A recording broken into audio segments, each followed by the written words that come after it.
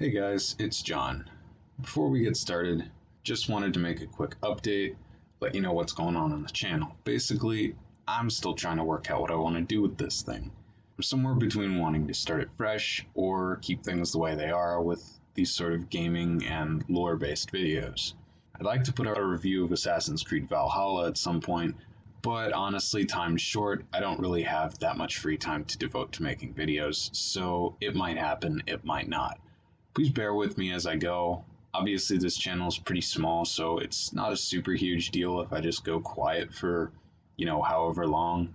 Obviously, my last video was in December or January with the Mandalorian video, but, I'm still trying to figure out how exactly I want to organize any future content I might make for the channel. So, with all that said, please enjoy the video. Valhalla's first DLC comes out in 3 days, and we've heard nothing about it. That, of course, being Wrath of the Druids, the Assassin's Creed Valhalla DLC that was supposed to take us to Ireland, and it's supposed to sort of expand this world and give us a new Ireland map, which was going to be pretty cool, give us new gear, new story arcs, and sort of explore the mysticism behind Celtic mythology. But after I poured about 130 hours of my life into Assassin's Creed Valhalla, I gotta be honest, I'm not sure if this is gonna be something great, or if it's just gonna set us up for more mediocrity like we got with the main game. So let's discuss.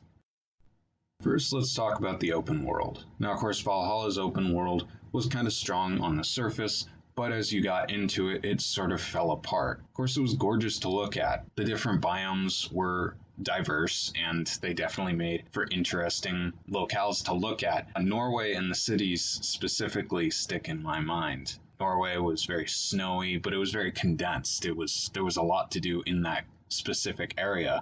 Of course, not much compared to the rest of the game, but you understand what I mean. And the cities were these sort of mini quests within the larger story. They really felt like good Assassin's Creed stories. And honestly, I would have just taken a game that focused more heavily on those city stories. But the rest of the game, this sort of beauty is only surface level. The side quests began to blend together, and a lot of that beautiful open world space is just empty nothing. It's very similar to how you would just run across empty areas in Odyssey, this ancient Greek's world that was so beautiful, but it was so poorly optimized for actual gameplay. It's just full of copy and pasted bandit camps and collectibles. To be fair, some of the collectibles, like getting the Mentor's armor or the Excalibur relics, they were fun. They were decent explorations. You sort of stumble across the Mentor's armor, for example, and you knew that the Excalibur relics were important, but you didn't find out why until the very end of the game.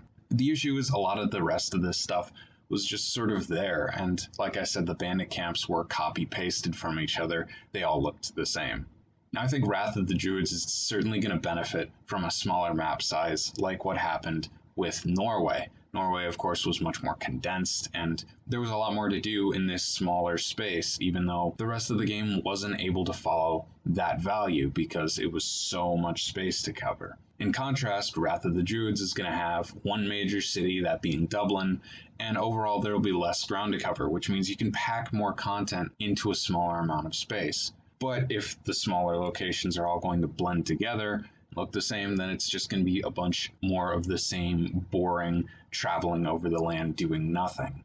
The main thing you can anticipate, I think, is the stone circle forts, which were common in medieval Ireland, these sort of lower to the ground forts, and then also, of course, the Celtic cultist layers, which are going to tie in that mysticism and that mythological element. Even then, if this open world doesn't do enough to be unique, then we're simply not going to care about what we're walking across. It'll all just start to blend together. But I think the open world of Wrath of the Druids is really going to help it in that regard. So next, let's talk about the narrative. Now, Valhalla's main story was told in sort of free-form story arcs. These could be played in any order, and actually I think that was one of the huge problems with the game's progression system. It was sort of designed in a way that would give players that wanted the linear story, it would give them that linear story, but it would also give the more open players that wanted to experience an open world historical RPG the chance to just play in any order they wanted. But this sort of made arcs very disorganized. You could completely miss details in one arc if you didn't follow a given order that the narrative needed in order for the arc that comes next to make sense. And basically, the fact that there was a definite narrative order for the arcs to the story meant that the entire open-ended RPG premise was totally undermined with the story.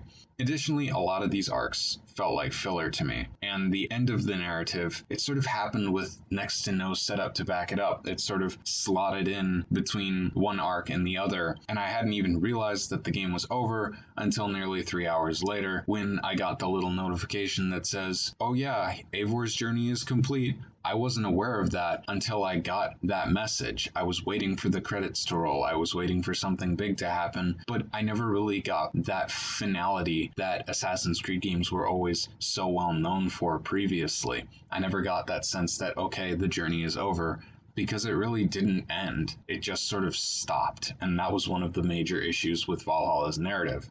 Now, Wrath of the Druids, I think, needs a more focused, concise narrative, and for the progression system to sort of follow the story rather than the story following the progression system, which is what happened in the main game. Otherwise, I think the point of the narrative is just going to disappear like it did with the main game, and I'll lose focus until the end happens to slap me in the face. Unfortunately, I'm already confident that this doesn't exist because I'm fairly certain that the DLC was either completely written or in the middling stages of being written by the time Valhalla's story was done, which means that they had the same principles going into both stories. And unfortunately, that also means that it'll likely follow the conventions as the main game, meaning that any narrative the DLC might have is very likely to be lost in translation unless there is a specific arc order that is revealed or noticed by the players that they can then tell other players about so that we don't miss anything. Finally, I want to talk about the polish real quick. 6 months after release, Valhalla remains a completely glitch-infested madhouse of a game. I can still remember the game crashing while I was playing through the narrative as I'd enter a cutscene after just a few hours of playing. That happened multiple times, and I doubt it would be fixed even if I was to open a brand new save file and slog through this entire 130-hour game again. Some people have even had it worse, where they've been locked into a specific story arc because something didn't trigger, and they'd have to reset their entire save file just in order to get back to that spot and hopefully not experience the same glitch again. And again, I'm not even sure if that glitch has been repaired yet. In short, for a AAA game, that's completely unacceptable on hardware that we've had for the better part of a decade at this point.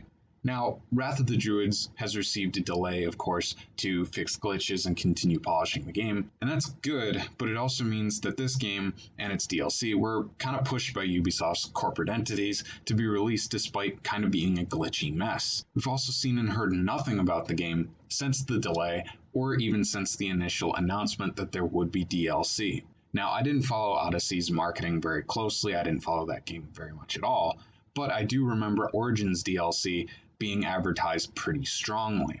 And a lack of advertisement for a DLC that needs polish tells me that there's a lack of confidence in the finished product. So you can make of that what you will. In closing here, I just want to make it clear. I pre-ordered Assassin's Creed Valhalla for 60 bones here in the US, and I ended up disappointed in the final game. That's on me. I should have just sucked it up and waited a month for it to appear in the $30 bargain bins at Walmart. But it goes to show that I had confidence in this game and in Ubisoft to deliver on promises they made before release, and they let me down. And now here we are with the Ireland DLC, the second reason I was invested in Valhalla, with the first being playing as an assassin or a hidden one again, but we won't get into that. And I gotta be honest, I'm not excited. I'm barely even interested in this DLC. I want it to be good, but I can't help but doubt that it'll even be passable. The smaller map will help, and the polish will help, but unfortunately, a polished turd is still a turd, and it's not a turd that I want to pay almost $20 for. With 3 days left until the DLC's release, we're just going to have to wait and see how much of a turd the Wrath of the Druids ends up being. So with all that said, thanks for watching.